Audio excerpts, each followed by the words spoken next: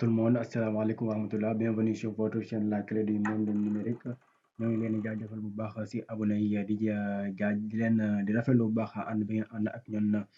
tey ñu ngi ñëw si ban logiciel Adobe After Effects. Ok, lu ñuy gis Adobe After Effects tey moom mooy les effets dans After Effects mu nekk lu am solo loo xamante ni bu ñu nee After Effects rek effet yi moom moo tax en fait. Donc pour commencer dañ leen di wan nu ñuy indee image bi après ñu wan leen nu ñu koy détourner nu ñu koy dindee arrière-plan bi après ñu daal di gis effet yi incha allah. Donc on va commencer notre cours. dañuy njëkk ñëw mooy lan dañuy ñëw fichier après ñu ñëw importer ñu ñëw fichier mën nga def aussi contrôle I directement pour nga mën a dem foofu noonu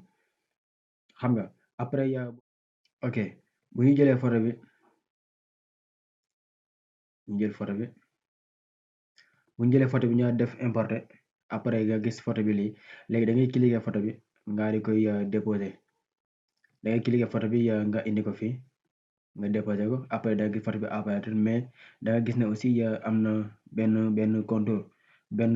fond quoi en fait fond bi wër photo bi xam naa li mu nekk fond lii blanc moom moo tax du leen ko gis mais moo ngi nii en fait léegi bu ñu bëggee dindi fond bi nu ñuy def da ngeen di ñëw fii ngeen tapé masque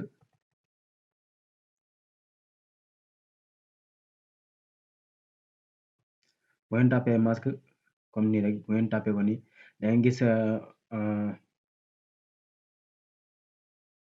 gis fii nii masque xamu lan masquage place de couleur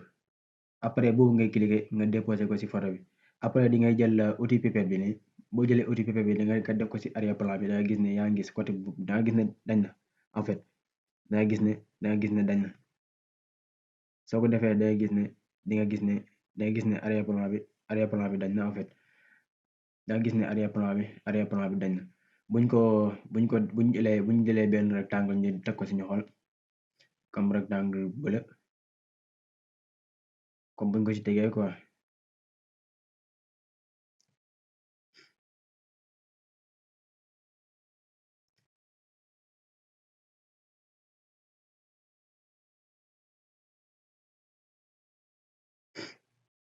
yaa ngi gis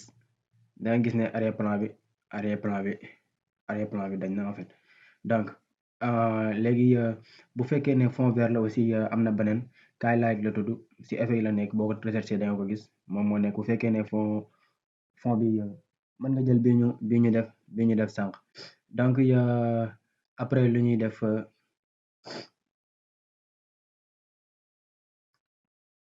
Skylight moom moo nekk nii bu fekkee da nga ko recherché da nga ko gis boo defee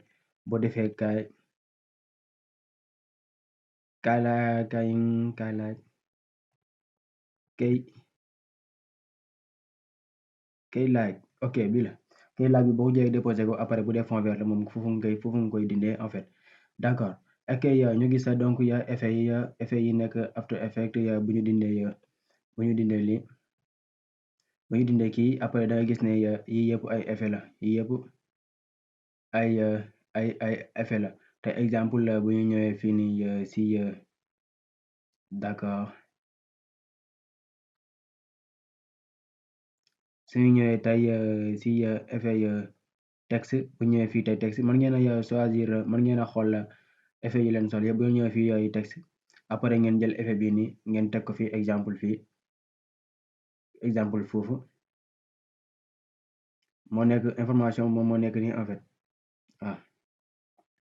information moom moo nekk nii donc yow bu ngeen defee ay modification da ngeen gis effet bi li muy jariñ yaa ngi gis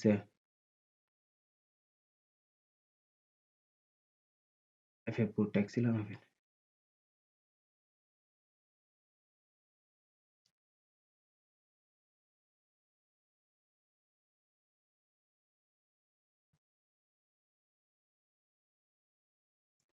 effet yi moo nekk nii léegi bu ngeen ñëwee si effet yi ngeen a xool effet bu leen neex cinéma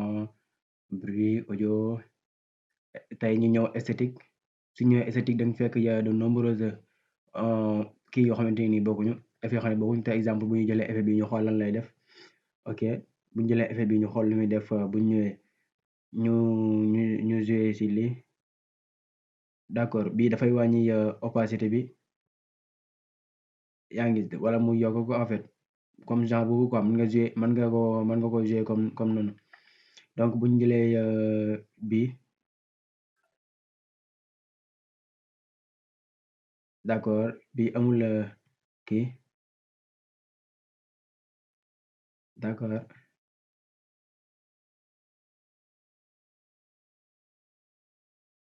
d'accord bii dafay wàññi opacité bi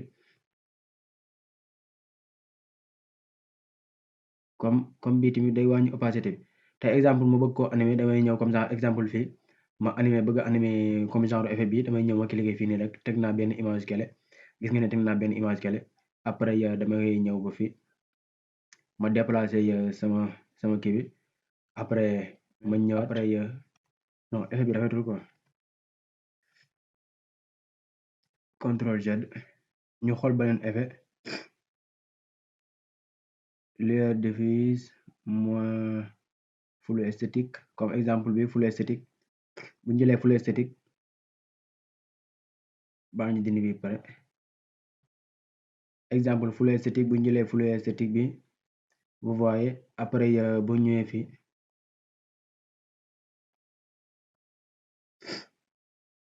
vous voyez bu ñu jëlee flou esthétique exemple ñu ne ko ni léegi suñu photo bi dama bëgg mu mel nii damay jouer flou bi léegi après ma ne ko su ma ñëwee ba fii su ma ñëwee ba 5 secondes après dangay demaat à 0 donc buñ ñëwee buñ defee animation bi dañuy gis ne suñu photo bi dafay jouer comme genre flou bi quoi ok après dans 5 secondes dafay jeex léegi mën nañoo jouer si yeneen yi bu ngeen bëgg a jouer da ngeen di jouer si affaire yi en fait premièrement doo ko xam ban effet la def si kii bi après ngeen doo koy utiliser léegi exemple buñ ñëwee buñ dindee flou esthétique bi nii léegi buñ ñëwee fii ñu daal di ñëw jël beneen comme exemple mosaïque CI ok tey buñ doon essayer bii ba xam place de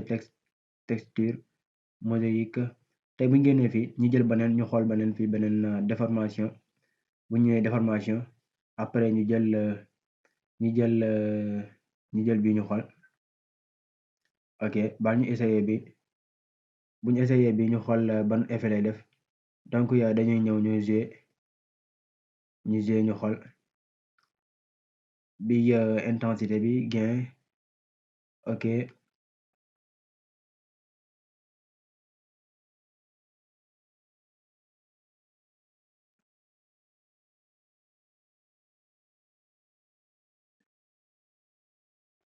ok bii day jouer ci couleur bi exemple buñ bëggoon ko animer dañuy def nii moom kese après ñu daal di koy déplacer buñ ko déplacer ba 10 secondes après ñu def ko nii ok vous voyez léegi buñ defee suñu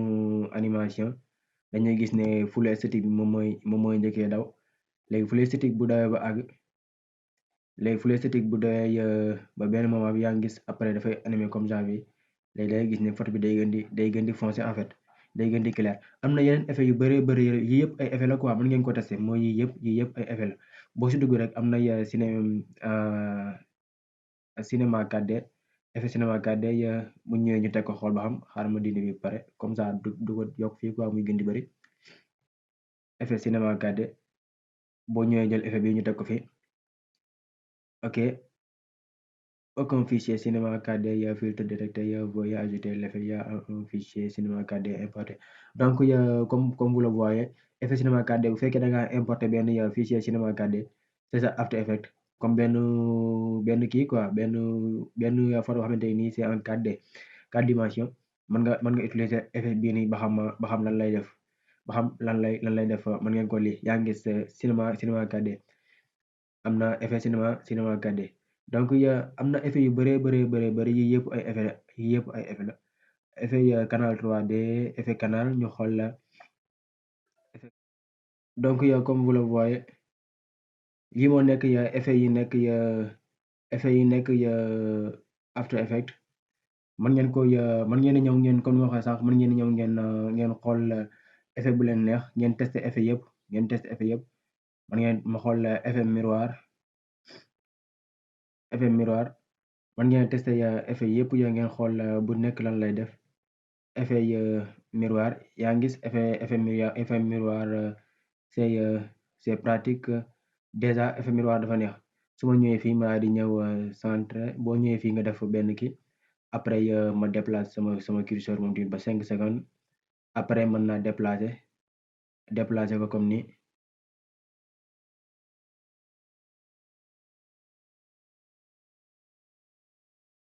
ñu xool ba xam lu ñuy am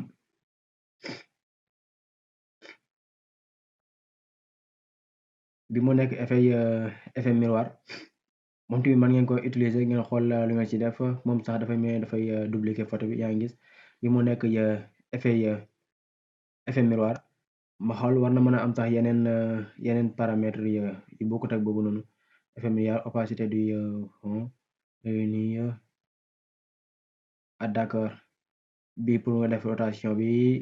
même effet bii nii mën ngeen ko utiliser sax pour def rotation bi ndax boo ñëwee fii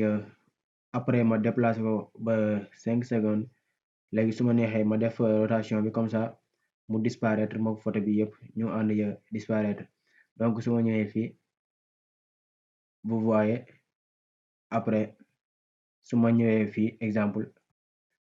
boo defee ni photo bu demee ba fële après da ngay gis ne dafay ànd ak moom yëpp daal di disparaître day yóbbaale lépp donc c'est pratique quoi loolu leen indiloon si After Effects am na yeneen ak yeneen yu gën a garaaw yi ni ay effets yu gën a garaaw yi donc fii la ñuy yem ak yéen di leen jaajëfal bu baax si ànd bi ngeen ànd ak ñun di fàttali aussi bu fekkee ne abonné googul fàtte abonné bu fekkee ne am na loo bëgg wax nga def ko si commentaire yi bu fekkee ne am na yeneen ak yeneen yoo bëgg ñu defal la si cours aussi nga def ko si commentaire yi bu fekkee am na loo xam loo bëgg a partager ak yeneen gaay nga def ko si commentaire yi aussi donc ñu ngi jaajëfal bu baax ñëpp di leen ñaanal yéen jàmm